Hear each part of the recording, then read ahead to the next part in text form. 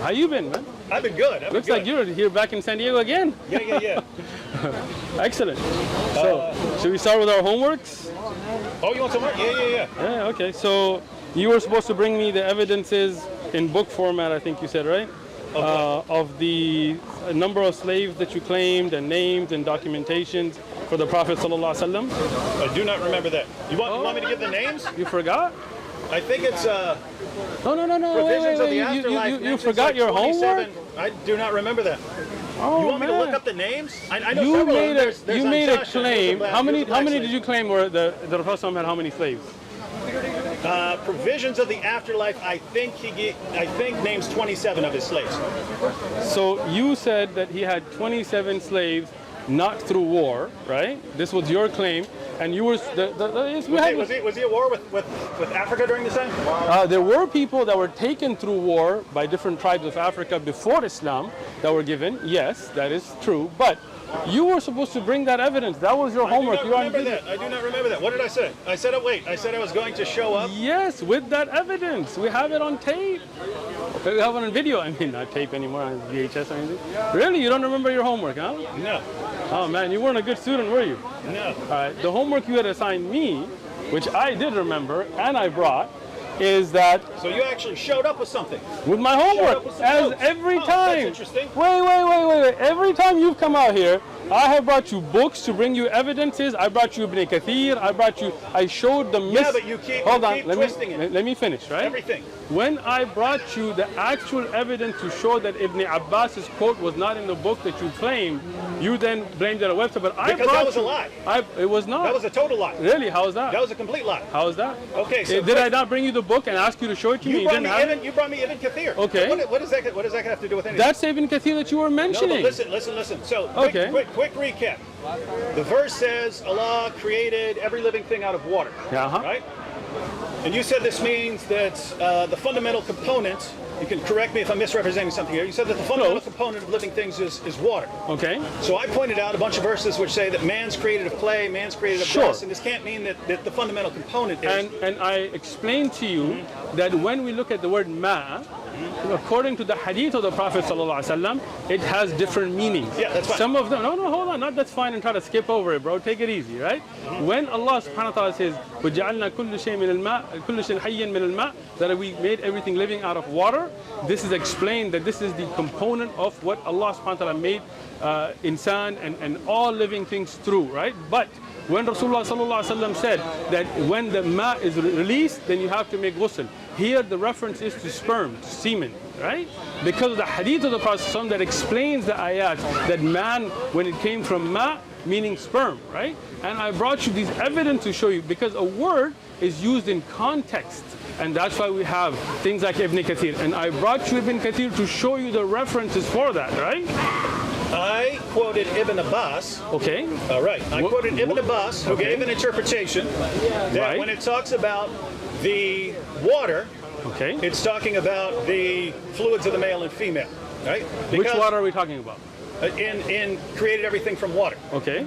In the website I was using, they gave that quotation from Ibn Abbas, saying that when it says that everything's created from water, it's the same thing as his interpretation when it says that man is created from water, talking about the fluids of the male and female. So because then you took... Because according to Islam, Allah creates everything in pairs, Hold on. So you took a reference that was... Because that website, you don't know who made it. So you are going to a random Googled website. Right? And I'm just saying Shia because of the name, right? But whether Shia, Sunni, or whoever, people need to bring you the actual evidences. And if you aren't careful enough to check which website, right now you could Google whether the earth is flat or not, and some website's going to have some weird arguments. And if you're just going off of that, you are misguiding your viewers. You are giving them information that is actually incorrect, that is not found, right? And it's about a different ayah. No, it's on the site. It is, it is that high. On the site it is that high. And you responded by saying, no, that's a Shia website, you can't trust that. The one you showed us. Yeah. I'll tell you what, if we can go through and find that Ibn Abbas in no book that can be attributed authentically talks about that ayah in that way, will you at least admit that you made a false accusation if we can prove that. Yeah, it'd be very simple. You can contact them, ask them where they're getting this. If they don't have a place, they send you a message back saying, yeah, we screwed up. Then that's done. And then David Wood will admit that he made a false accusation, and we're good. I'll admit that I believed a Muslim website. Shame on me. You don't know if they're a Muslim. You don't know who made that website, so don't make assumptions. Okay, so it's an atheist website. I don't know. I don't know. So the issue is these websites, we don't know who made them. You don't know, and I don't know, and I shouldn't assume, and you shouldn't assume. I don't go online and find some website called christiansomething.com and assume. That's true of everything. ahlulbayt.org or whatever it was, right? Yeah. Okay, you now said that's a Shia site, right? And the issue. This is my problem. You're saying that's a Shia site. Listen, right? What you showed us from the name of it, as I said, I don't know the site, but it seems like it is. And I told you not to go to random websites, but to bring actual books. And that's why I brought you the actual tafsir of Ibn Kathir, and I showed you that ayah, and I asked you to find me that, because you know that Ibn Abbas never wrote a book of tafsir, right? You know that or you don't know that? Yeah. Okay. Now, there have been people that have collected, like Al-Iqtibas, which are all the weak narrations, right? But those are later works. Those are not the works of Ibn Abbas. The original works of tafsir, like Ibn Kathir and others, when they recorded as well, we checked the authenticity of those narrations, right? Because what you're trying to do is just trying to find a quote here, trying to find a quote here, and trying to misrepresent. What we're trying to do is look at the... Okay. That's the organization. Okay, so this is the organization. You said, I can't trust this site because it's a Shia site. Could be. I don't know the site, as I told you that I did. You insisted. You literally laughed in my face for quoting a Shia site. Listen to me. And now it's well, it could be a Shia site. Listen, David. Go back and watch the video. I will. I'll put it all together for everyone. You literally laughed in my face for using the Shia site. Listen. Don't cut. Now it's not a Shia site anymore. Suddenly. I didn't say that, right? Don't cut and clip. Play the whole segment, unlike what you do with the regular stuff, right? Listen. What I told you is I don't know the site. Looking at the name, it seemed like a Shia site. You're saying the organization is a Shia organization. Look, I didn't even mention the word organization. I told you about the website's name. Watch the whole video. That's why we post the whole thing. We don't just cut and clip, right? Now, and the funny thing is, you saw that our camera died, and then you kept on recording after we were done, and then he was like, oh, Sheikh Uthman doesn't want to show this. You saw that our camera died because we were telling you when you were there. I didn't say your camera died. Look, we were recording. Listen. We recorded. You know what you guys are doing over there? Listen to me. Your camera dies right now. I don't know that. Listen to me. When you were here, when I talked to them, can't last 3 hours? No, it cannot. I mean, and we've been recording before you get here. We're not just like you, where you just sit there and wait to come and record me. I record here. We've been recording now since 2 o'clock since I got here, right? You should bring in extra batteries. Yeah, it's a good idea. Bring extra batteries. But the dishonest part is that when you cut and paste the clips and we post the whole thing, when we weren't recording, when we weren't recording, when I told you we're done, when we finished and you kept recording, then you tried to make it I'm dishonest. Then to record our conversation. No. He's dishonest because he said that we didn't post a part of the recording, which is not true. You could have used mine and used it. Send it to me. Yeah, send me your raw data. No problem. You can have it. Yeah. All right. Now wait. Hold on. Hold on. You spent 2 days convincing me that this is a Shia site. I did not. I did not spend 2 days convincing you any of that. You did it on one day when we were talking about water. Then I showed up the next time and you had Ibn Kathir and you said, do you agree? Yes, I showed you and you're telling me it's a Shia site. Listen, I showed you an actual book, the actual Ibn Kathir, right?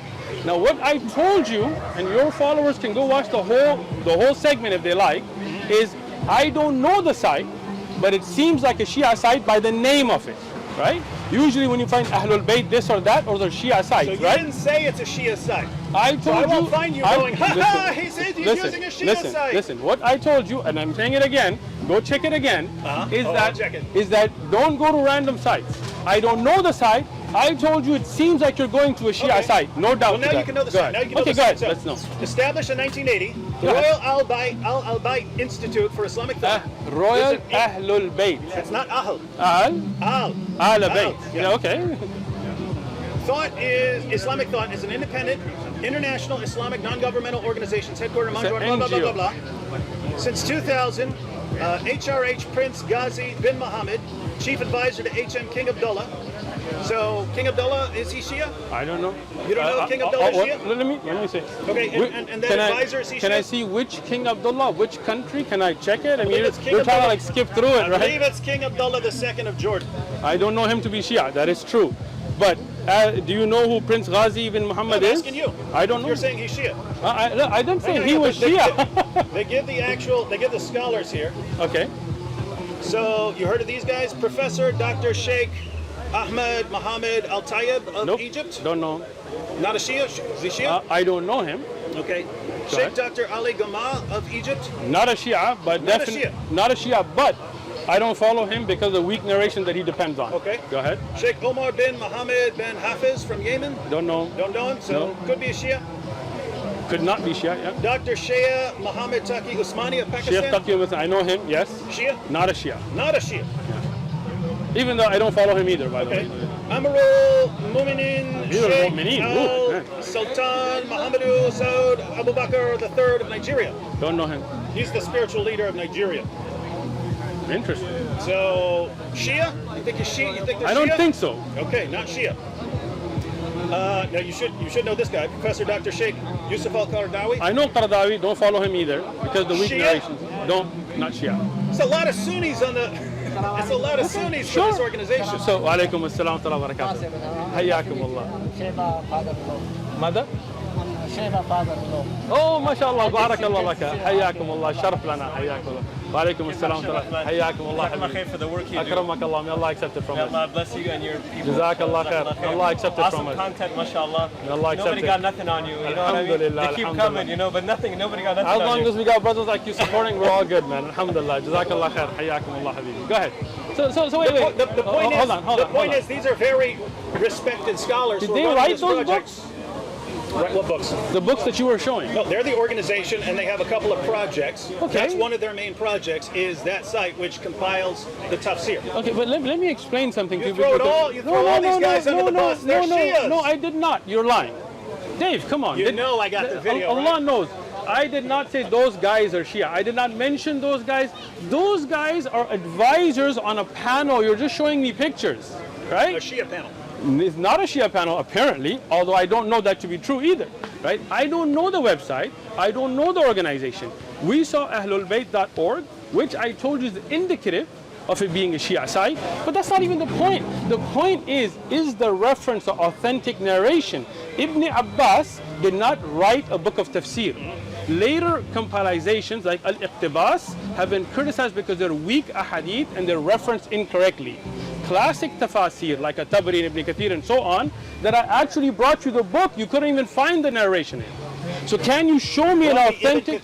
Yes, so can you show me a book that says that Ibn Abbas made this tafsir an authentic chain? Go ahead.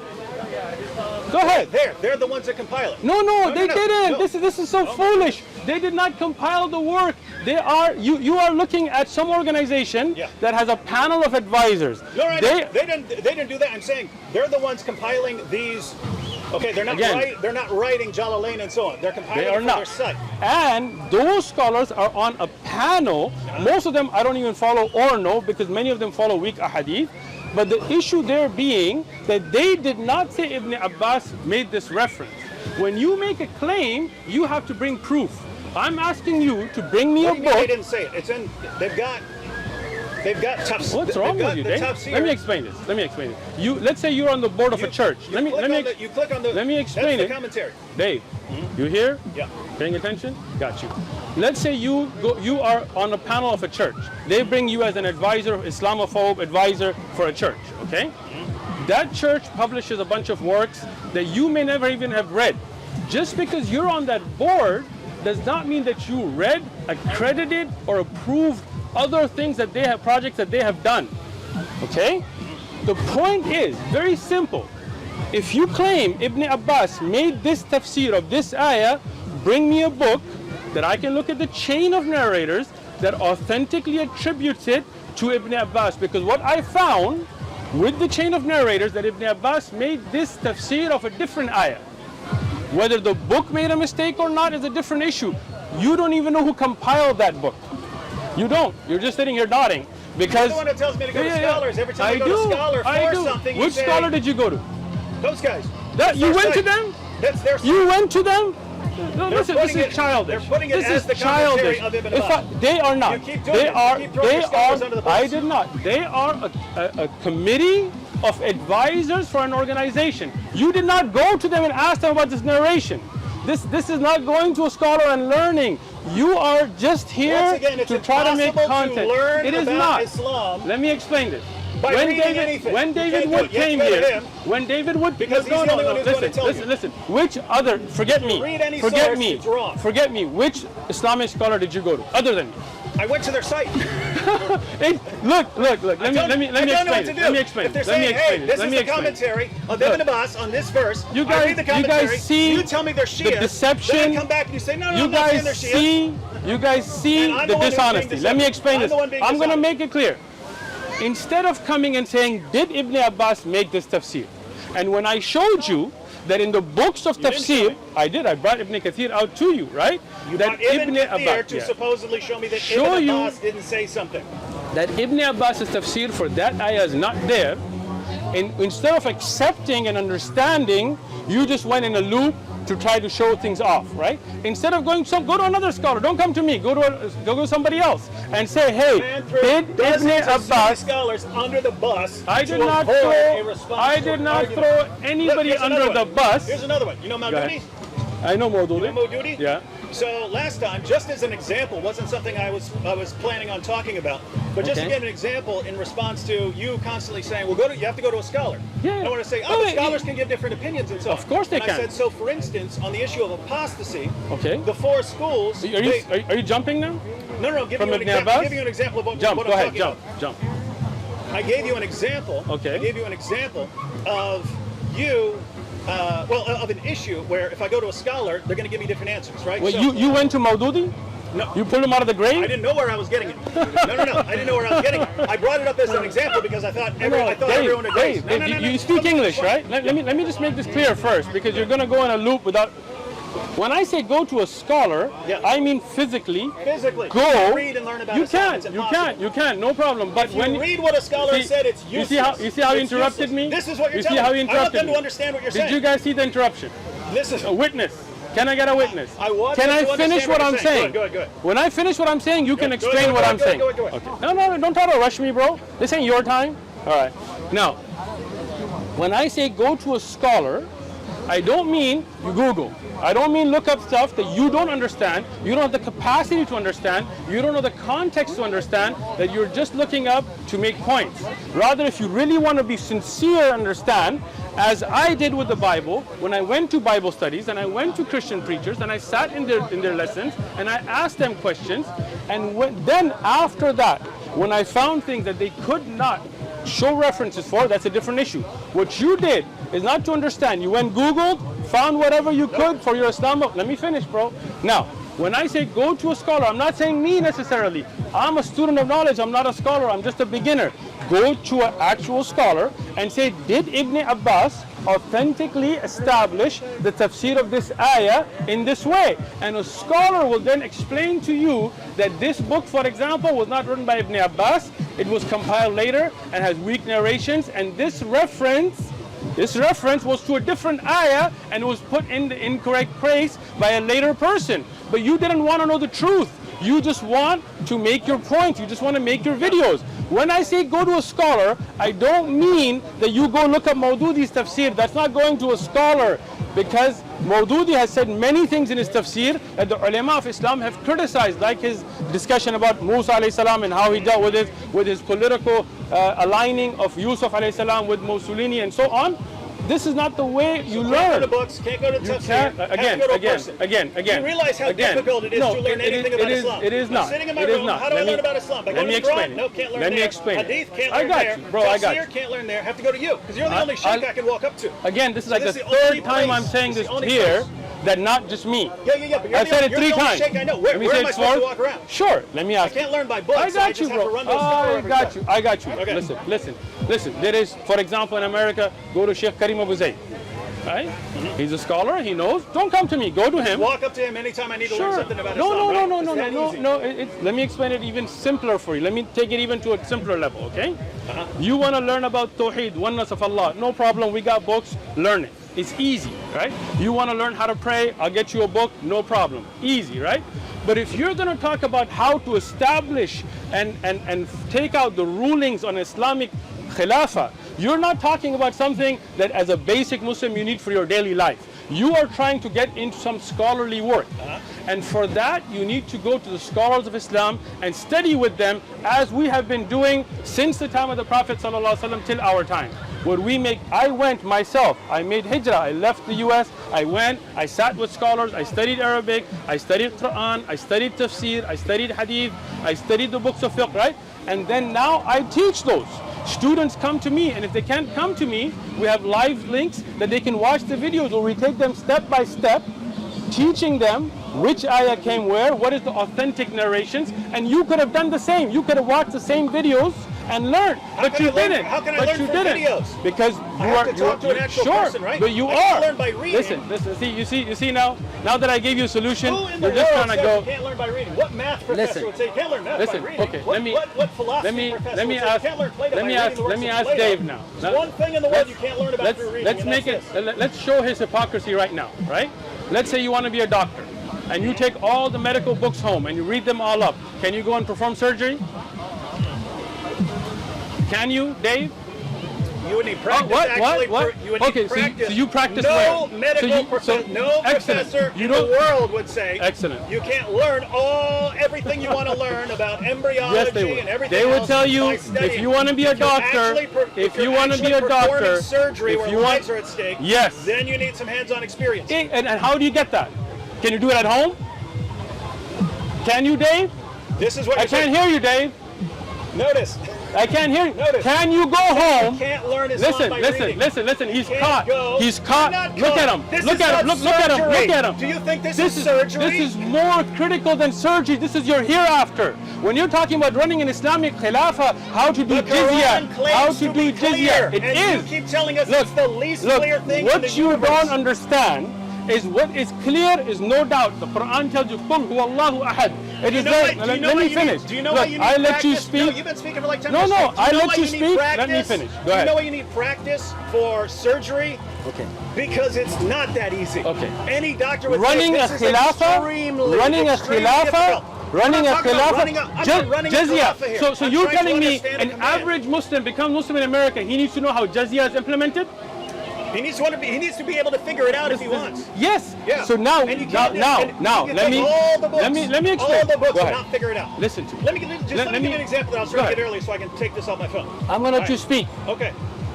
So, speaking about duty, last time, just as an example, I brought up the issue of apostasy. I did not think there would be any disagreement. This was still a straight point. This was, if I go to a scholar, you say go to a scholar. The point was, if I go to a scholar, then I can get different answers.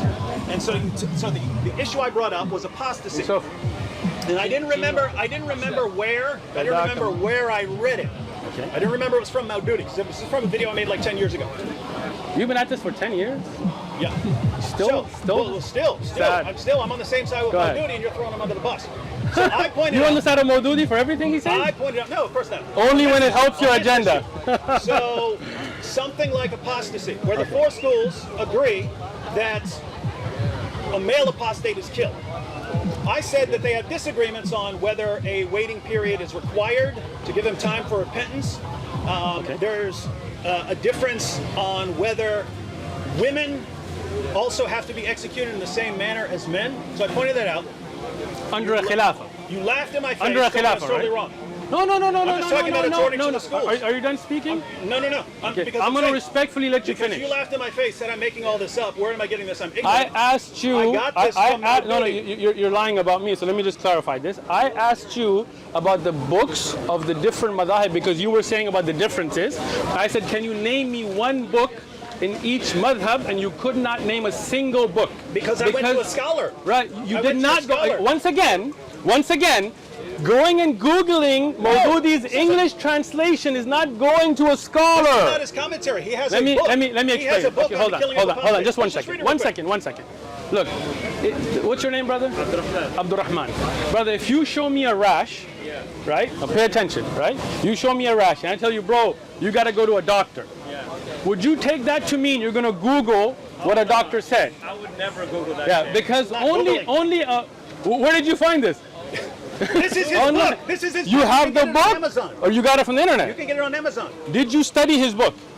Yes, it's a short book. Did you I read study? the entire book. You studied it. Look, now you can't just read it. What do you mean? Okay. You have to go to Pakistan. No. You have to learn Urdu. Listen, You have to do this. Look, he's dodging the issue. Does he not know Maududi's dead?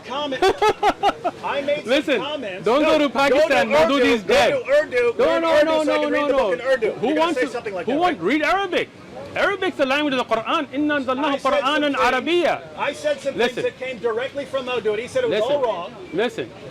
So Maududi is also under the bus. No, Ibn Abbas under the bus. Ibn Kathir under the Abbas, bus. you quoted a The two weak, Jalals under the bus. you quoted Allah a under the bus. weak narration Muhammad under the bus. from not from the work of Ibn Anyone who Abbas. disagrees with this man goes under the bus. Doesn't matter. Go how ahead, good make you your are. content. Go ahead. You know this is. Go ahead, make your content. You know this go is. ahead. Let me Google her. Let me Google her. I'm the only one quoting Maududi let me here, get and you. I'm Let me Googling. get you. Hold on. Let me get you.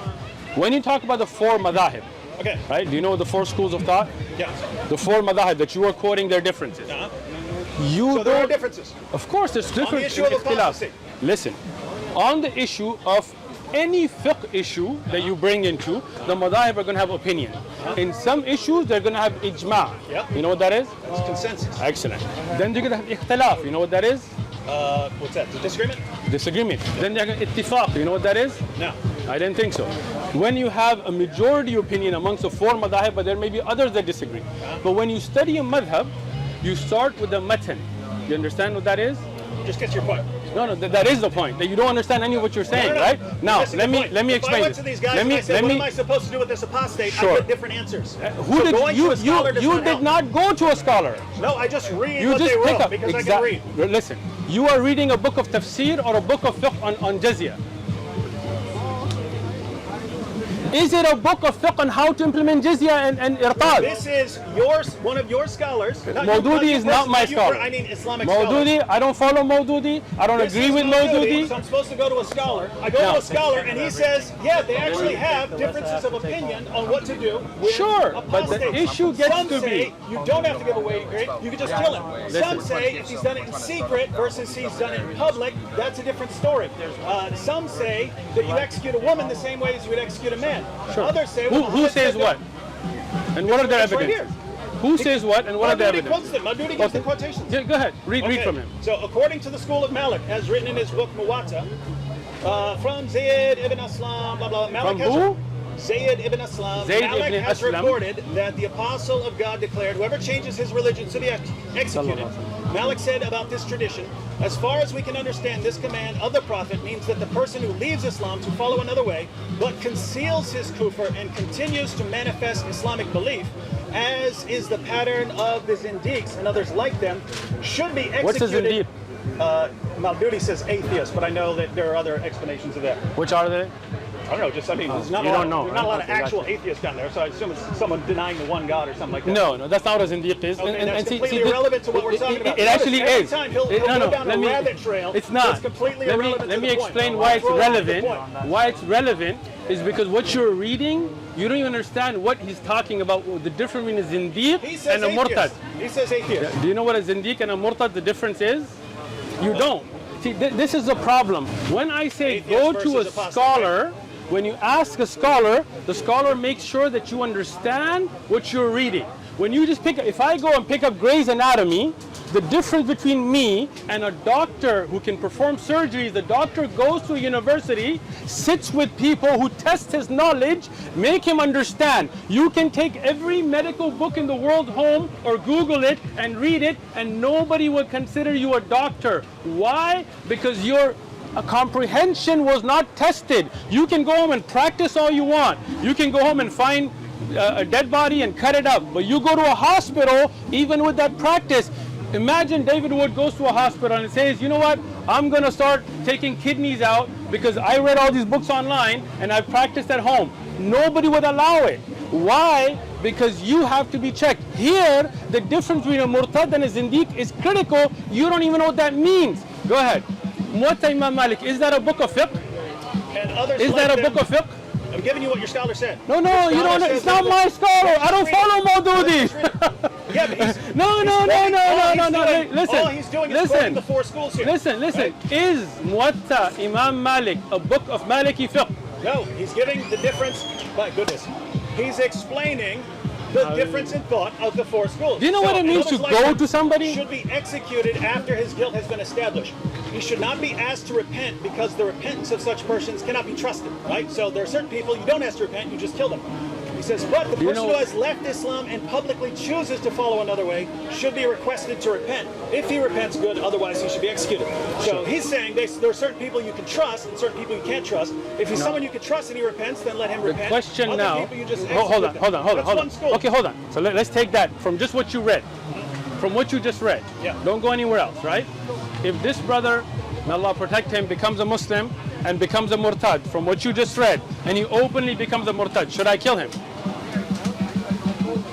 He openly becomes? Openly, right here in San Diego. According, well, no, you'd say Why not? You're not under Islamic law here. Right? I didn't read any. Did it say Islamic law there? You're not. Wait. Notice No. Read what you all just of read. this. Read The what you just entire read. conversation. Read what you just read. The entire conversation You see this? You was see about this? whether there are differences Look, among the four schools. that is he said not there it. aren't. That is he said not I'm it. making that up. Let me explain and I'm it. getting it from Maududi. Maududi is quoting the sources. You and see- notice what he's doing. you see He's the even got- difference he's even got is- his cheerleaders over here. Yeah. What do they say? They cheer him on even though he's not making any sense. Listen, don't be a My hater point just because was, they're happy and they there see are your destruction. differences among the Now- four schools. now understand what does he this. say? There are no Understand this. differences. Understand They this. teach the Here, I same got thing. you. Now I give him Dave. the differences and he says, Dave. aha, Dave. but what about What implementing? We're not what talking I about that. explained- There are different explanations of what you do. what I if someone's explained- apostate. That's exactly what what I said I last time. You said I explained- was totally wrong. And now, He knows. That's why he's speaking to the camera instead of me. I know what. All right. He knows he's caught. He knows it's over. He knows it's done. I was He right, knows. you were wrong. I was we'll- right, I was telling the we'll truth, prove- you were we'll- lying. We'll prove it right now. You were lying. We'll prove it right what? now. Right now. I Watch. said there are differences in the four schools. You said no, there aren't. Listen. I'm giving you the differences. Listen. And now you're saying, hey, let's change the subject. Listen. And go down the. Listen. Why? What? You're Listen. talking about medical Listen. school? Listen. When we talked Are there about differences? Murtad rules, Are there of course, differences? I told you Okay. from day one that in the implementation of rules, there is much khilaf between the madahib. But there are certain rules that they That was the all point. agree upon. I agree. Hold on. I agree. Listen. Maududi even says what you just said. Maududi says what you just said. He starts off by saying they all agree. This is the problem. He doesn't want to listen because he knows. I'm agreeing with you. Let me speak and then There's you can no agree. point I don't in us even arguing speak if we yet. agree. I'm not arguing. I'm explaining a point to you, okay? When you look at those rulings, there are some things that they're going to agree, but there are things where they're going to have disagreement. But you need to understand the context, and that's why when you read that, it did not mention anything about an Islamic Khilafah or a government. And what you did is you are now reading your own context into it. I didn't say that. Right, did. Right. I didn't say anything about this context. Because if you had just read that by itself, and that's all you had. They're all talking about under a Khilafah. Listen. Where does it say that? You see? That's not what we're talking about. No, I never but that's made a the claim. point. You don't understand what we're talking about. You are making your own context. You're taking saying stuff. Cheetos are bad. You're saying Cheetos are bad. He's saying Cheetos are bad. Notice I brought up something he never said, and now I'm going to attack him based on something he never said. Which is a lie. Do you know what a straw? I like Cheetos. Do you know what the straw? As long as they're halal. Do you know what the straw man fallacy is? Listen. Do you know what the straw man fallacy is? Sure, I do. Okay, what is it? When you make an argument to trap somebody into a certain answer and then you try to get them on it. No, it's where you Close, misrepresent the opponent's position Yeah. and then you attack your misrepresentation. Look. The only point I was Okay. making, What? only point I was making was Okay. if you say go to a scholar, Sure. it's not that clear because the scholars have differences of opinion. Can And I- I brought up the issue of apostasy to say the four schools have differences of how this would be implemented. Sure. You said, no. You laughed in my face, told me I didn't know what I was talking about. So I come back to you with Maududi, which is where I got it from. You're agreeing that they have differences, and you're saying, see how- but under you see how I'm letting it you doesn't speak? say under an Islamic state. You see how I'm letting you speak though, right? The point consensus. You pick a scholar On go to certain a- issues. go to a On certain scholar. issues there are ijma'. On certain issues there is ijma'. Certain issues there is khilaf. If you now agree with that, then great, we're in agreement. You don't need to explain anything because we agree. You don't want me to There are speak, that's what it is, Explain right? what? You're gonna. You don't want me to speak. Finish what you're everything- saying so I can speak. Everything you're saying is a straw man. I thought we understood. Yes, we're Finish. talking about the four See that? schools. You see we're how he's talking about- nervous to let me speak? Go ahead. See how Bro. he's interrupting? If we're reading about the 4 schools and implementing these, I'm not saying you do this anywhere. You didn't make the claim. Never occurred to me to make the claim, but then you start attacking that point. That's a straw man. If you are in agreement now that on issues of how you treat apostates under different circumstances, the 4 schools have differences of opinion on how this is done, there's no disagreement between us right now. There's no argument between us. As long as you say yes, I say okay. And the point was, you say, oh, go to a scholar. Well, I go to one scholar, he says, yes, you kill a woman just like you kill a male apostate. I go to another scholar, no, you don't kill the women, you beat them. You beat them every 3 days until they come back to Islam. Some of them say, yes, you have to give a person a waiting period if you're to repent, and if he doesn't, then you kill him. Others say you don't have to do that. Others say it depends on whether you trust the guy or not. If you agree that they have those differences of opinion, there's no difference among us. We can move on. You don't have to attack a straw man and say, David, but you said this or that. I didn't say any of that. That's my point. Now, do you see how I let this man speak? That's what you're going to say, right? Go ahead. No, actually, that's another lie, because all I was going to say, are you done? Yeah. You're done? Yeah. Okay. Now, would you allow me the courtesy that I gave you to speak? Thank you. First thing is, I told you from the day one, maybe you don't listen or you can watch the video again, that ulama have khilaf in their madahib and their scholarly differences. The problem you're having is, instead of listening to what I said, which was to go to a scholar, you did the same thing. You looked up an online book, which is a book of tafsir, not a book of fiqh. You don't have the capacity to understand the difference of madahib, unfortunately, and that is not something that a layman should even be getting into. A layman should be understanding the usul, the principles, before they get into that, right? But you don't want to learn. You just want to take shots. That's the problem. If you had actually done what I had asked you to do, to go to a scholar would not tell you Maududi said this and Imam Malik said this and Shafi'i said this. He would tell you that this is the opinion, this is the evidences, and if he gives you other opinions, he will give you the evidences why those are incorrect and why what is correct by looking at the strength and weaknesses of narrations, by looking at nasikh and mansukh. But you're not interested in learning. That's the problem. You did not go to a scholar. Once again, I'm saying this, you did not go to a scholar. You just looked up another tafsir book, not a fiqh book, and you try to bring forward that which you don't even understand what is being said. I never said that ulama don't have khilaf. I never said that. I teach the khilaf, right? But the issue that I was making is that if you go to actual scholars, they will give you certain things which are ijma'an, where there is a consensus, where they will not disagree. And there are going to be certain things where they're going to have khilaf. But Maududi will not give you those references. He's giving you tafsir of an ayah. If you want to understand the laws of irtad, and what is the difference between a zindiq, and what is the difference between a murtad who is a male and a female, and a dhimmi and a ghair dhimmi, and a khilafa, non-khilafa, you don't go to tafsir books, you go to fiqh books. And then they give you all of the ayat and all of the ahadith, and then they give you the references on the different scholars and their agreement. When a scholar is your teacher, he will explain that. But you didn't go to a scholar. Like I asked the brother, if I say go to a doctor, I don't mean look up a medical book. I mean physically go to a doctor, so an expert who's been tested and accredited in the field can evaluate your issue and then give you a diagnosis. You can read all the medical books in the world online or at home, you cannot write a prescription. Just like you cannot give a fatwa, you cannot implement Sharia. The Quran is simple, it's clear. For what you need as a layman, you say, قُلْ هُوَ اللَّهُ أَحَدٌ, Allah is one, easy. There is no kids, God doesn't have a son or a mother, He has nobody that is sharik with Him, He created the samawat wal ard, alhamdulillah. What you need is evident and clear. But now if you want to take the Quran and use it as a legal system, you want to take the Quran and derive fiqh rulings from it, that's why we have scholars, that's why we have PhDs in Sharia. That is why we use those sciences to understand nasikh and mansukh and sahih and da'if and mutawatir. But you don't want to learn the rulings. You are here just to make content. That's the problem. If you want to learn about the rules of the murtad, I'll even make you a deal. Right? We have a book called Zad al-Mustaqni' that we are teaching. Listen, you see how I interrupted now? Couldn't hold it. I can't. You're telling me. Couldn't hold it, could you? If every other couldn't hold it. If every other book you go to, if he had just held it for 5 more seconds, it wouldn't make him look like a fool. I was going to say contradicting there is a yourself. book I am teaching as a teacher called Zad al-Mustaqni', and I was going to offer you that you can study it with me. And as a teacher, I will teach it to you. I didn't say go to a book, so that little burst you did made you look like a fool. What I was saying is not to take the book at home. If you took Zad al-Mustaqni' at home, you wouldn't understand anything of it. Wouldn't understand. Yeah, You don't understand by because reading. it is a Any other very topic in the world you can understand by reading, but not that. any other topic in the world. Yeah, go ahead. So now, when you go to a university and you go to professors, that is there for a qualified professor to teach you. And when they test you and you pass those tests, that's when you get accredited as an engineer, as a doctor, as a scholar, as all of that. When you want to implement the Sharia, this is scholarly work. This is not layman work.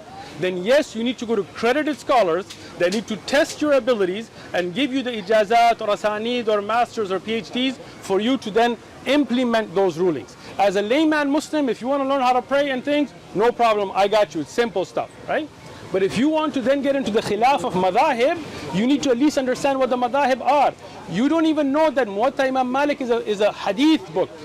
It is not a book used for Maliki fiqh. There are books written on it like Mudawwana and Al-Istithkar and Al-Tamheed, then derive the fiqh rulings from it. And even that is not the mu'tamid. This is not to know the Maliki madhab. If you want to know the Maliki madhab, then you go to books like Mukhtasar al-Khalil, which you've never heard of.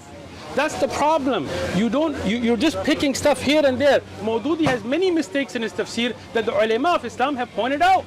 Does that mean just because you're going to read it there, now you're going to be like, oh, you're a scholar. Maududi is not my scholar. Maududi's under the bus. He's not under the, this is something that I said years ago. Don't think that I need you to be impressed by this, all right?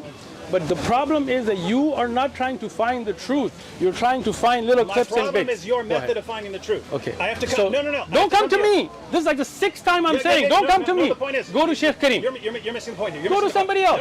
Go to Muhammad. You're totally, completely missing the point, right? Okay. Everything I've ever learned in my entire has been Googled.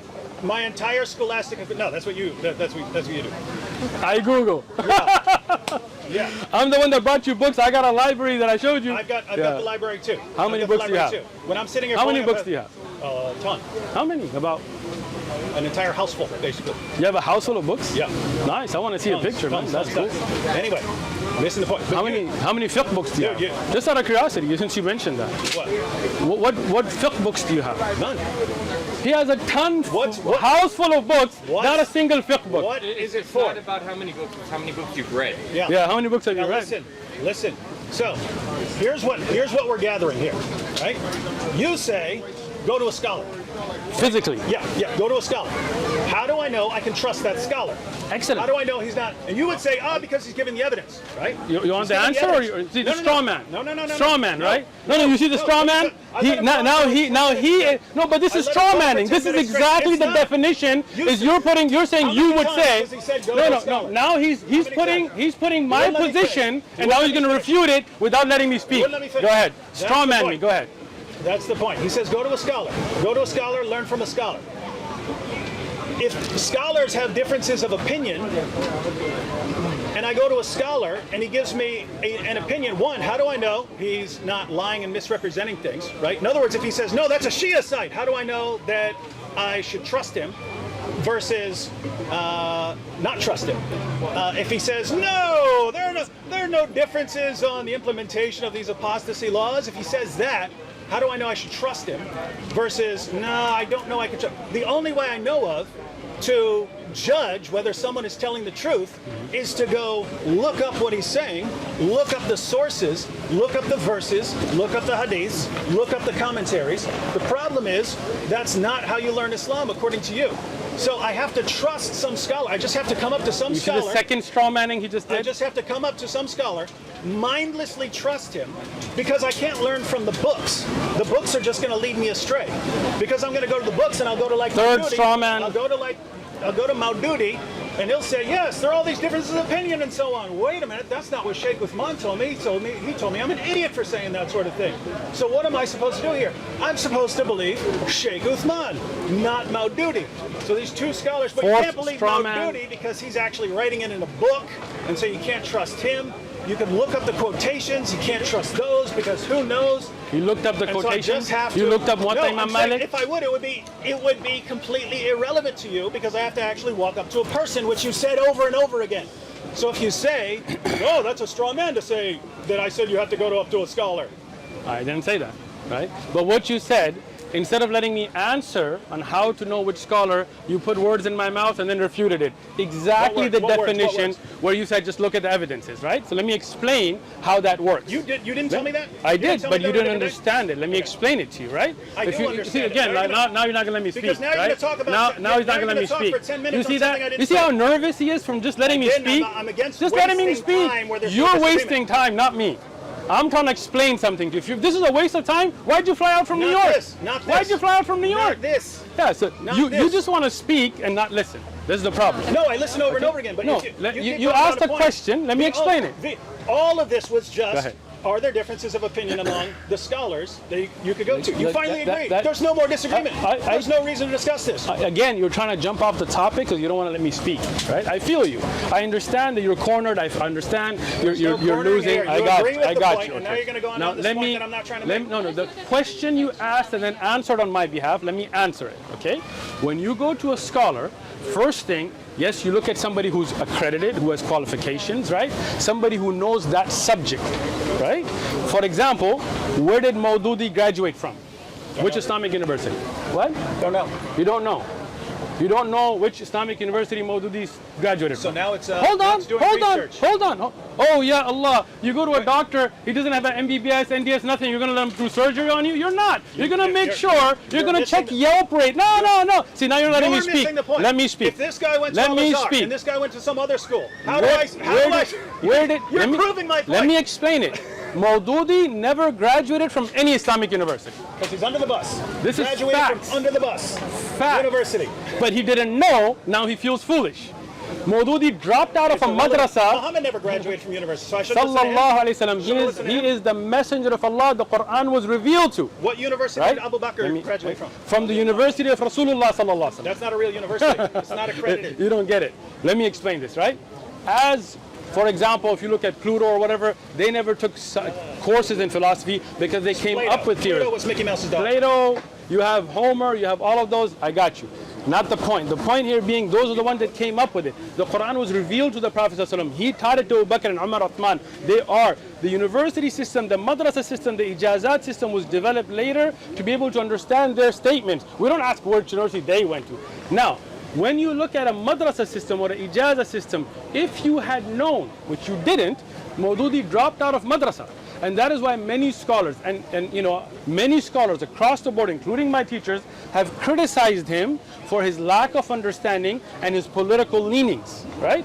This is not something new. You can look up my earlier videos when I discussed tafsir and so on and the mistakes he made, right? Same thing with Sayyid Qutb. Sayyid Qutb was not a scholar. He didn't study Sharia. He was a journalist. He was an activist, but he wrote a book called Fi Zilal al-Quran, in the Shade of Quran, but many scholars criticize his mistakes in it. But this is the problem. You didn't even know where Maududi studied. You don't know. So first thing you do with a scholar is you look at their credentials, right? Like I have my credential, I have my ijazat, I have my asanid, but not just me. Many scholars in Maududi. No, me and Maududi, apples and oranges, right? So now, when you look at the great scholars of Islam and you look at their ijazat and asanid, that's the first thing. Secondly, when they present to you an opinion with the evidences, for you to now check evidences knowing the fiqh from a scholar is a great thing. I encourage that. The problem you are doing is you're not going to original sources, you're not going to Muwatta Imam Malik, you're not going to books of hadith like Ibn Abi Shayba or them. You're going online, looking up an English translation, skipping the scholarly step and trying to check something that you don't even understand the words you're reading. Look, I'm saying this with advice to you because you make yourself foolish every time. Well, this is the worst advice. You don't want my advice? Don't come here. I didn't come up to you. I didn't go up to your stand. I didn't. You listen, put out debate challenges to everyone. Listen, I sent it to Christian Prince. I don't, but that's okay. You said Christians in general. Anybody. Okay. You came here with the claim that you're not here to debate. You're here to ask questions of a sheikh. That's on video. You said you didn't want to debate. If you want to debate, Listen. we can set up a Listen. debate. I'll be happy to debate you. Listen. Would you like to debate? Sure, why not? Okay, cool. But listen. We can pick an Islamic topic and a Christian topic. How about that? Sure, we can do that. Now, the key here is you came out to this table saying you're my favorite sheikh. I'm here to ask. Thank you. I'm here to ask a sheikh a question, right? To learn. But you know, in reality, that was not your intent, right? No. Speak the truth. No. That wasn't. Look, I always respect people who put themselves out there versus other people. Right? Great. You know what I mean? Yeah. But you came here to learn. Yes. Yes.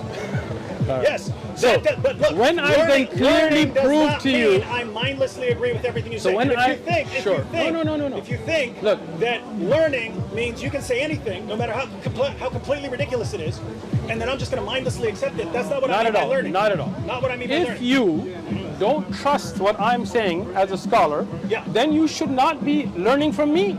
You should go to a scholar. If you're deceiving people, then you need to be exposed. So now you see the truth comes out. He's not here to learn. He's here to try to expose. See the reality? No. You caught yourself right here on tape now. You're on tape, bro. You did not come here to learn. You to speak the truth, bro. Don't mask it. Right? Now let me say one thing. Let me say one thing. Okay, go ahead. I came out here because you issued a challenge. Come and debate me. So we came out. So you did not come to learn then? No, at that point, no. It was a debate. You had a debate invitation. Okay, right? and you and three guys or two other guys. Then you say, no, I'm not a debater. I just give dawah. I just give dawah. Let me clarify. Then I came out the next time. I came out the next time because I do make videos, right? Gotcha. And I have made mistakes in my videos in the past. And you still do? Yeah, I have. I'm a human being. I make mistakes, right? So it occurred to me, hey, if I'm about to make a video on some argument from this book, why not verify with Sheikh Uthman that I am understanding the argument correctly? Let him give the best version of the argument that he can. I'm interested in that. In fact, as far as Christian-Muslim discussions and so on, my primary interest is the arguments. But sometimes I open one book and it gives one argument and another and it gives a different one. And so you're the one scholar I can just walk up to. So why would I not want to walk up to you? I'm not. There are many scholars. You can walk up, you can go to them, you can travel to them, and you know, in countries around the world, you can approach them. That's not the issue. So let me just clarify this. So first thing, as I have continuously said, and you guys keep trying to misquote it, but I'm going to clarify it again. I am not a debater, but I'm willing to debate. Okay. See, so it's not, you know, all your little video clip cuts are just you guys trying to make noise. But the reality is, what I've said from the day one, I'm a da'i. I'm here to give dawah. But if somebody wants to debate, like all three of you came out, I debated you guys, no problem. We weren't debating. You said you didn't want to debate. That was a friendly discussion with me holding Anthony back. Because he would have just steamrolled you. He would have, huh? Yeah. Why doesn't he come back then to steamroll? Oh, he can.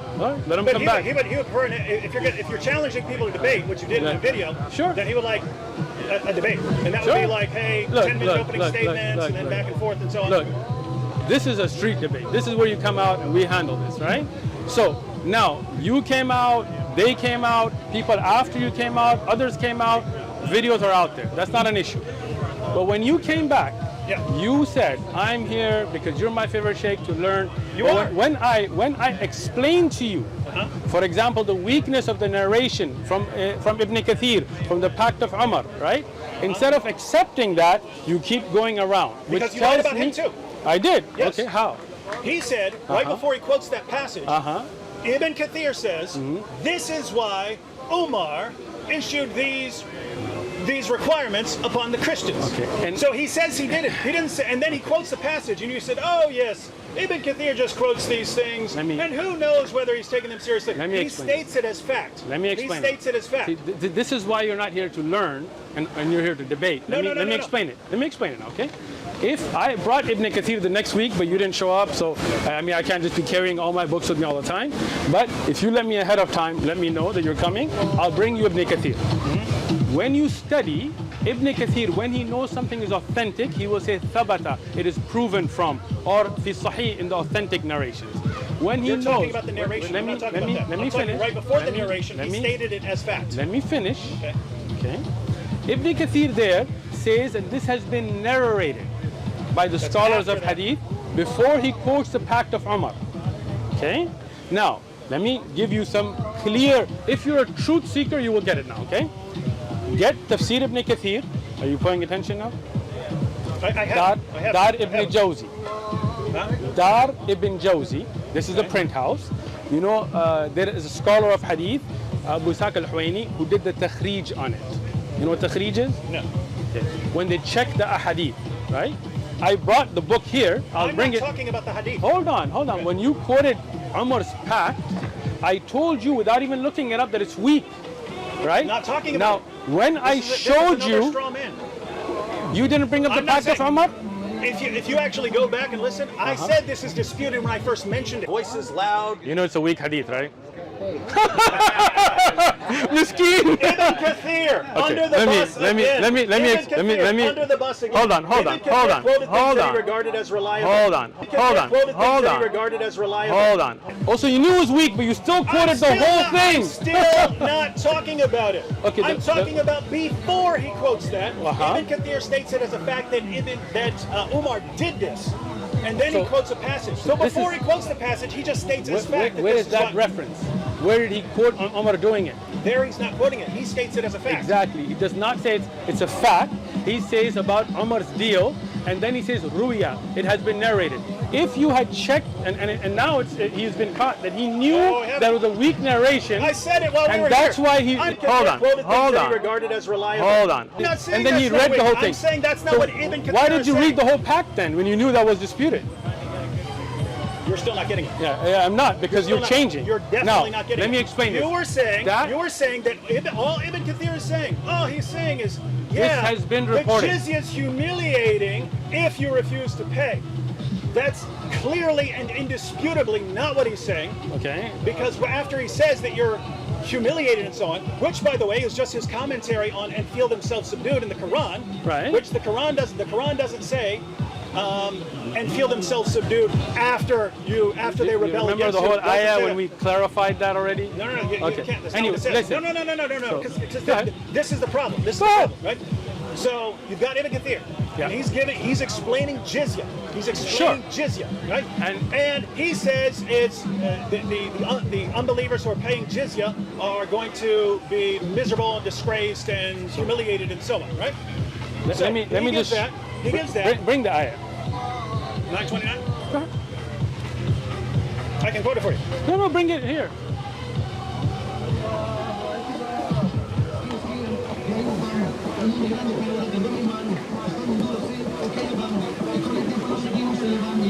So this is the clear Quran. Fight those who do not believe in God and the last day, nor comply with what God and his messenger have forbidden, nor embrace the religion of truth from among those who are given the scripture until they pay the tax. Here's the thing. Until they pay the tax, willingly submitting, fully humble. Yes. Yeah. So now hold on. So when are they humbled? When they are forced that they will be paying the jizya. Now here, if you had just picked this up, right? You have 3, 5, 6. Let's read it, right? Taxation system have been existed since the ancient times. There are several references in the Old Testament, and he gives the Old Testament references here as well. This commentary over Ibn Kathir? No, I'm not. I'm explaining something. Again, this is the thing, right? So this is Ezra 4:20, and in the New Testament, Jesus allows paying taxes to Caesar, Luke 20:25. Under Islamic rule, all individuals had financial obligations, right? No problem. Muslims paid zakat, 2.5% of their savings, and non-Muslims, dhimmis, were required to pay jizya, tax for protection from foreign enemies. The jizya was from foreign enemies. Sure, that is one of the benefits of one jizya. of them, okay. Sure. The jizya was an average of 1 dinar, 4.25 gold annually. Women, children, and elderly, the clergy and the poor, those who were unable to work were exempt, were not even forced to pay jizya. Those who opted to join the Muslim army were also exempt. Poor dhimmis were supported financially by the state. Muslim rulers refused the jizya when they failed to offer protection to their non-Muslim subjects. Now, the point there being, the ayah, when it's talking about fully humbled, how is that understood? Ulama, they explain this. Here it's clearly explained. Now Ibn Kathir gives his opinion, and with it he gives some references. One of them, if you had read was about the Pact of Umar. But the Pact of Umar, as narrated by Ibn Kathir, is a weak. It's not disputed. It's a weak narration. There is a kadhib. There is a narrator in the chain that was a liar, right? And that is why Ibn Kathir, in his style of writing, he said there was a Pact of Umar, but what has been reported, and the pact that you read, Ibn Kathir said this is what has been reported. He doesn't say this is established. For you to say that Ibn Kathir says that that pact was a fact is not true, right? But the problem here is, instead of trying to understand the ayah in reference to other ayats or the wording even, you read out the Pact of Umar knowing it's not authentic. And when I told you it's not authentic, you were like, you're throwing him under the bus. You are. Right? Because he... When I tell you a weak hadith is weak, you tell me I'm throwing him under the bus? He states it as... Let's read it real quick, right? And I'm going to let you read it, but just one thing. Maybe you have to go. I just want to make a point before you record things and I'm not here and all that, right? Okay. Which is, this is not my job. Okay. I do this as a volunteer basis. This may be your job. 5 o'clock is when my time ends. Every time you've taken me over the time, and then even when I stopped recording, you kept recording and tried to act like I wasn't showing. I just want to be clear. It's on my channel. You make videos on your channel and respond. Bro, we just have to be honest and not say that I was hiding any. No, in your title and all of that, you were like, what Uthman didn't show is because our camera died at that time and you were here. We stopped recording. I told you I'm done. I didn't know that. You could have just taken the clip from mine. You have the clip from mine. 6 minutes. Okay. Go ahead. Okay, very simple. Allah said, until they pay the jizya, if they do not choose to embrace Islam with willing submission, in defeat and subservience, and feel themselves subdued, disgraced, humiliated, and belittled. Therefore, Muslims are not allowed to... So those are not in the ayah. What? The ayah doesn't have those 3 words, right? This is now. Yeah, You're Ibn Kathir's commentary. Sure. Right. Go ahead. And so your position was, when Ibn Kathir says that, he's describing the people who refused to pay the jizya and therefore they had to be forced and humiliated by them. Exactly, and that's the thing. When they are forced. All I'm saying is he's not saying. Okay, go ahead. Okay. Disgraced, humiliated, and belittled. So just one second. Let's But you skipped over the part. This is after you fight, and those that didn't accept. And now you're forcing them to pay jizya, right? It doesn't say that.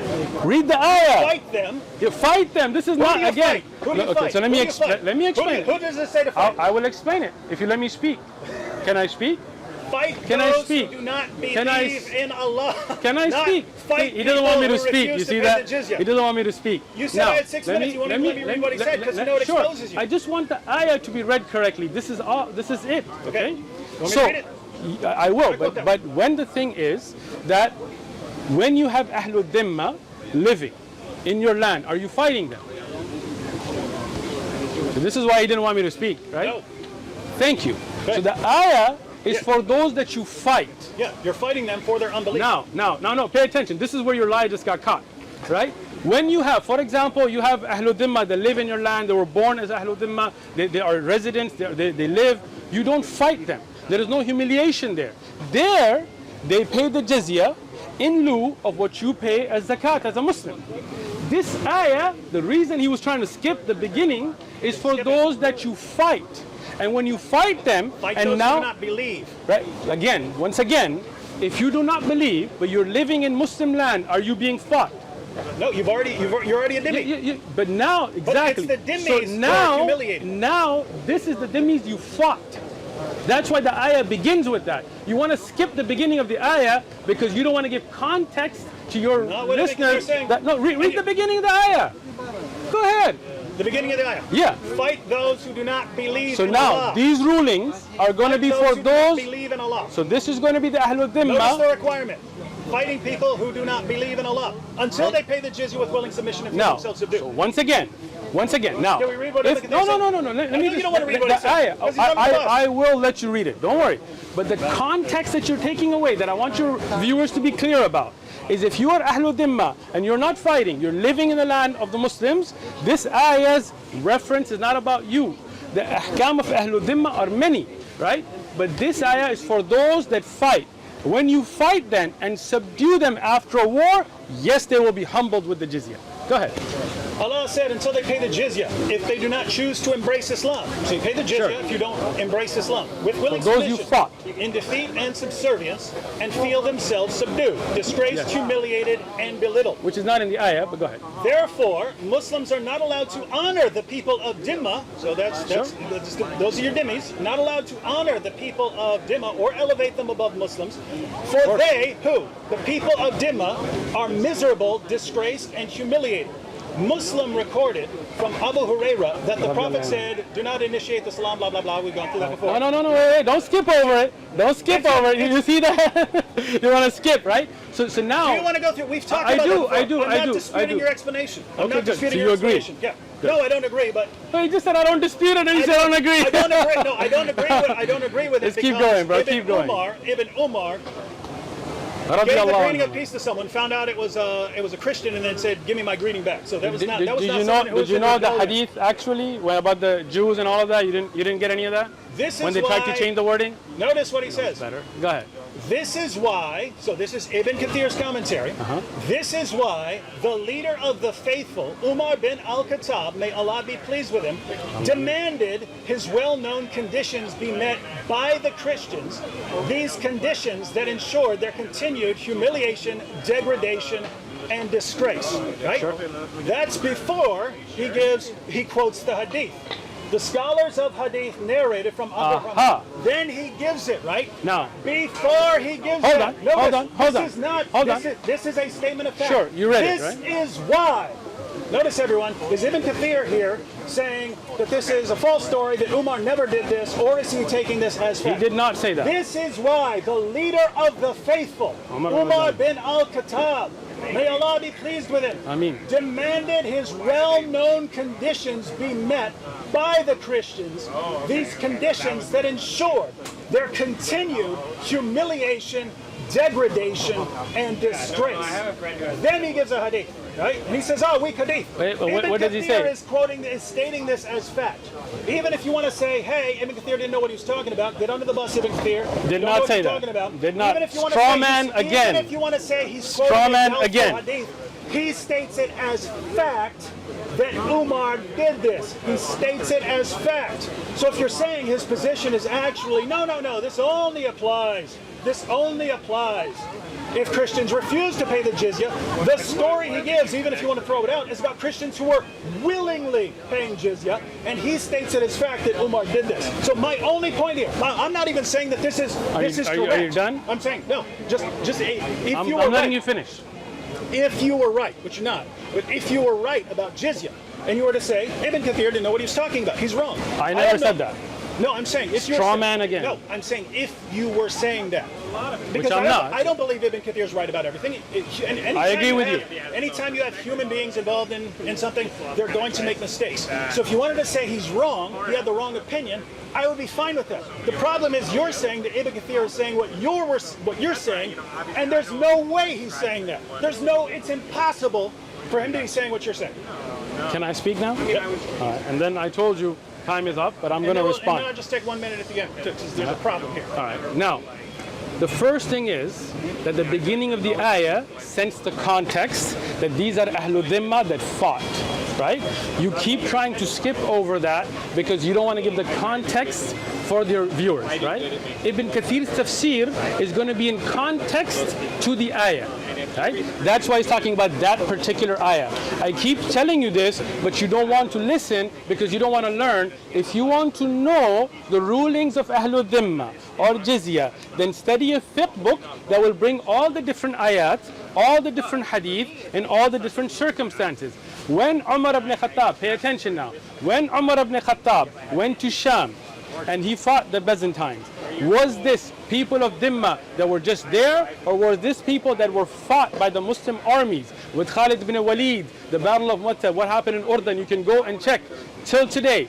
This is the context that you are skipping, that Ibn Kathir is saying that no doubt, and I have no doubt, that Umar ibn Khattab and the Muslim armies fought the Romans and defeated them, and after that battle he set conditions on them. This is well known.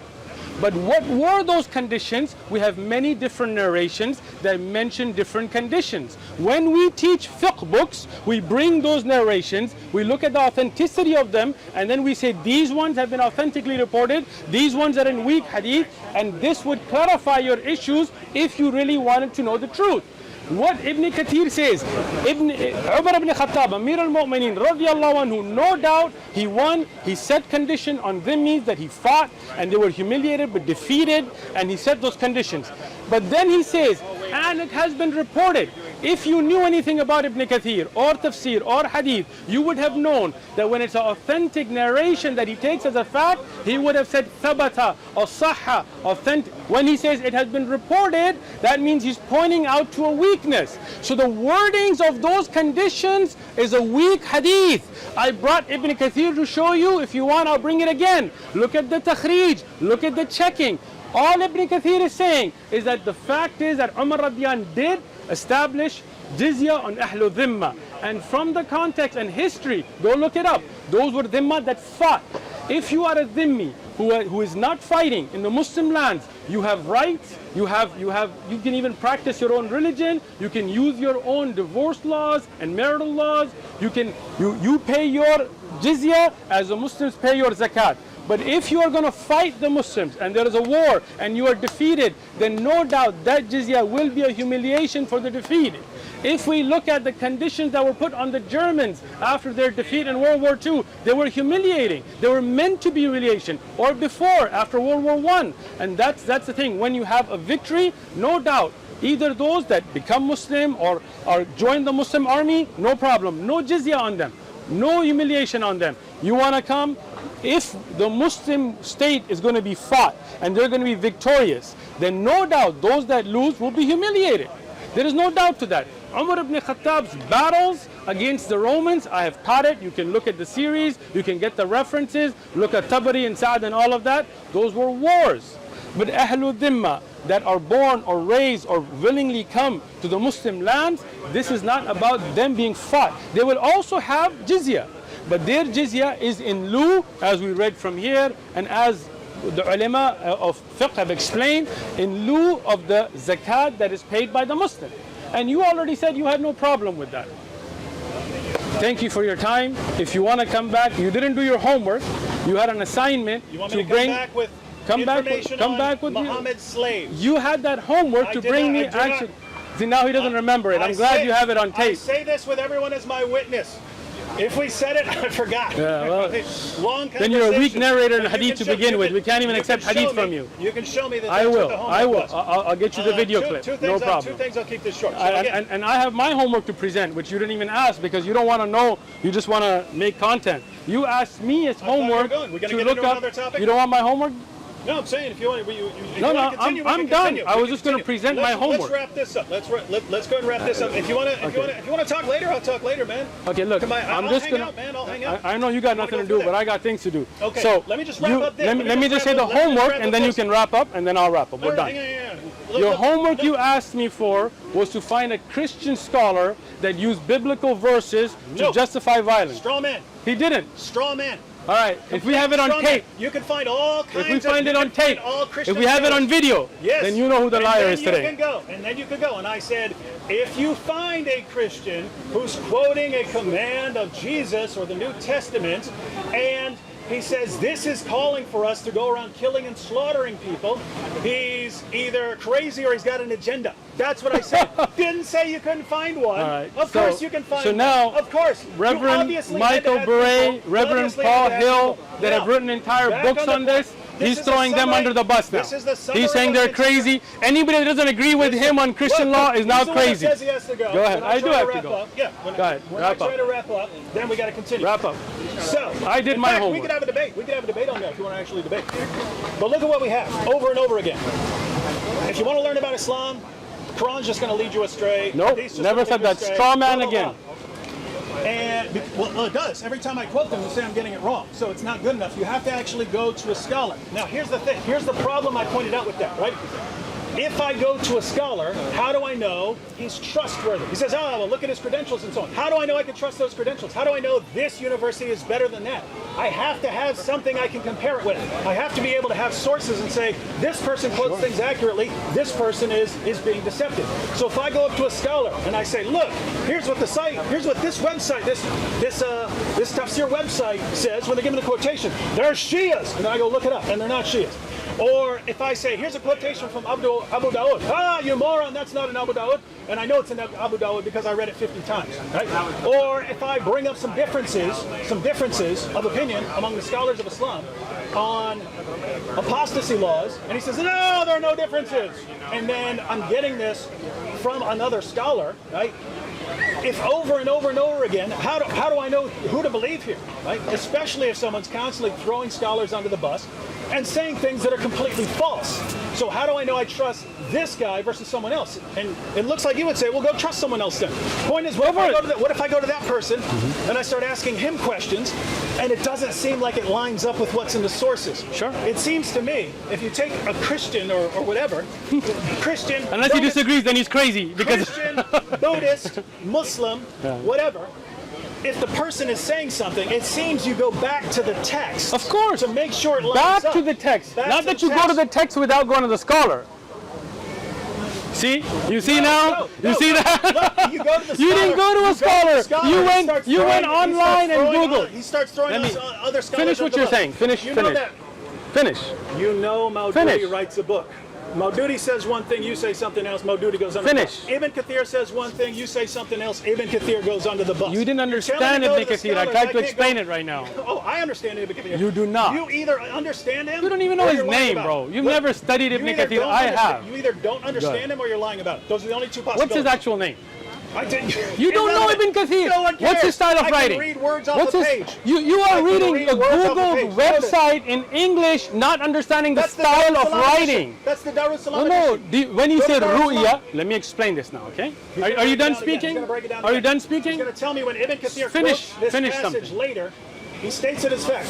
This is why Umar bin al-Khattab established his did. well-known conditions. No He's doubt. saying it's well known that he established this. On Which he whom fought. The story he gives is from Christians who came up and said, we gladly submit as Incorrect. enemies. Incorrect. Gladly Historically, submit as you're enemies." lying. You want me to pull it up again? No, hold on. Read the whole fact. That's the thing that you're not getting. When I'm getting it. No, you're not. Are you done speaking? Are you done with your little It's wrap like up? you view every scholar are you- and every are you- source as Play-Doh to shape. Are you done? shape Are something you that done you with like. your wrap up?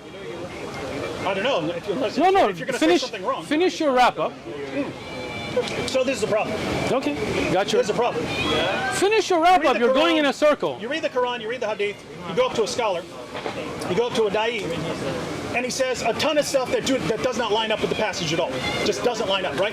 It's like, I mean, you're familiar with this. I don't think you're in this camp, but it's like in the past, like 10 years ago, we go up and we say, what about Aisha? You know, 9 years old when Muhammad had sex with her. They go, no, she wasn't 9, she was 18. And we're looking at the passage, we're going, there's no way that this guy is right.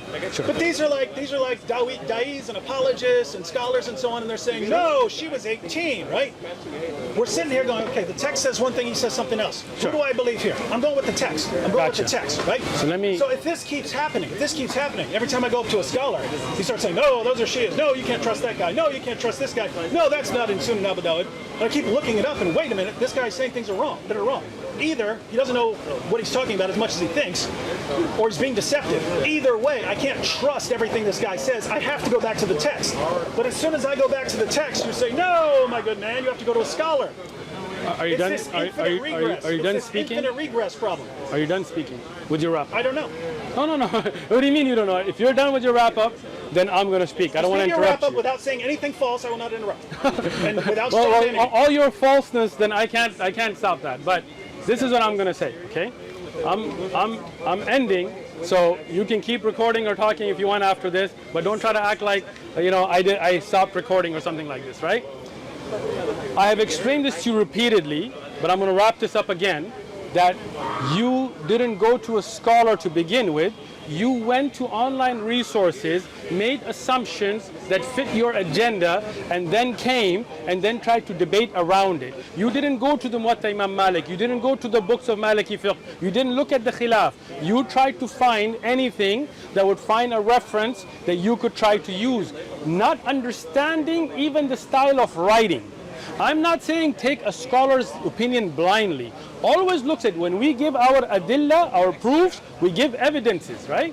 What I tried to explain to you, if you want to understand the issue of jizya, I have videos and durus. If you don't want to watch mine, no problem. There are other ulama and scholars and tullab ilm. I'm just a beginning student of knowledge. You can find somebody much more knowledgeable than me. And if you really want to sincerely know, you can go up to them, you can talk to them, you can find out. And when they give you then their understanding from different sources, feel free to get those sources and check them. But you go to the scholar and understand the concept first, then you can check those sources, you can bring it back to them and try to understand what they're saying, how they're saying. When you find things that you are already trying to use, not knowing the authenticity, not knowing the style of writing, nobody's throwing Ibn Kathir under the bus. You don't understand the style of writing. I explained it. Ibn Kathir is talking about the context of an ayah. You have to look at the beginning of the ayah, that this is about a battle. Umar ibn Khattab radiyallahu anhu's well-known battles. And you can look at history, go to Tabari. If you don't have the references, I'll bring you the books and you can go home, scan them and read them yourself. That these were battles. This was at the end of battles. And when he put conditions, no doubt, and if you go to Ibn Abi Shayba or any of these books that record these, they give difference in narrations. I taught the life of Umar ibn Khattab. I taught this subject. There's a video years before you even came out here, so don't think that I'm worried about you. And I gave the different conditions and the different narrations, and I gave those that are authentic, and I explained those that were in weak ahadith. Ibn Kathir is just pointing out the fact that this did happen, but what were the conditions? This narration itself, Ibn Kathir, if you understood how he writes, when he says it has been narrated, and the fact that you knew it's disputed tells me that you knew that, but you were still trying to use it to make a point. I said it at the beginning. Yes, exactly, but then you depended on, when I told you it's weak, you were like, oh, you're throwing Ibn Kathir under the bus. Did you not say Ibn Kathir? I quoted it to show how Ibn Kathir was using it. Ibn Kathir says that he did not say this is a fact. The actual narration, he did not say it's a fact. He said this has been reported by the scholars of Not hadith. the narration. He stated before the narration. No doubt, and I have said this now repeatedly. Well known that Umar won. Well-known conditions. But what? And now, listen, now you're lying about Ibn Kathir as far as this being after battle. He was fighting this offensively. Listen. This is the historical background of Surah 9, verse 29. This is the ignorance of David Wood, it's right? the background of Surah 9, verse 29. The fights. Muhammad said, no more. Listen. No more mushrikun coming to the pilgrimage. Listen. And it says the Quraysh worried that this would hurt their trade. Where's that from? Ibn Kathir. Show me that. Go ahead. You already read it. No, show me about the Quraysh and people not coming and not getting wealth. Show me.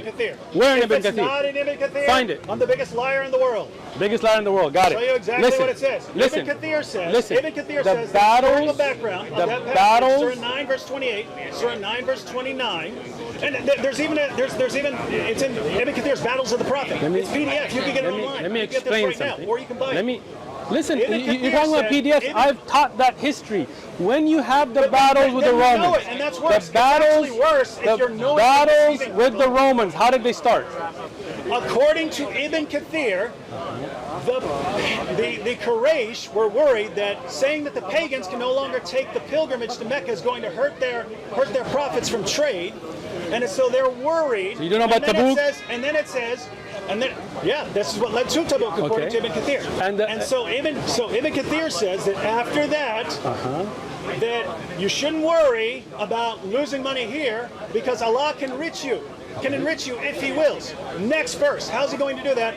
Fight those who do not believe in Allah. No. And it says after Allah revealed, Surah 9 verse 29, after He revealed that, then Muhammad decided we're going to go fight the Romans to invite them to Islam and make them pay jizya if they don't. Let me explain this again. You're going to explain it in a way that but you don't understand. You're when gonna you say, look they're at, about to attack Arabia. see, The he knows Romans, it. He knows it. I know he knows this is it. what you guys say. Look, the look. Romans are about to march hundreds of miles into the middle of the desert, Clear which they never ahadith, do. the clear Wait a ahadith on second. this Where? that are established. Musannaf ibn Abi Shayba. I taught it. What's it say? That the Romans had an army In that they Syria. were preparing, Because they're fighting that war they with were the Persians. preparing to attack Medina. This is established. Musannaf ibn Abi Shayba. We'll get it for you. Give it to me. Okay, we'll get it. I'll bring it. I'll bring you the actual book. Right? Okay. And then the lie of David would be shown.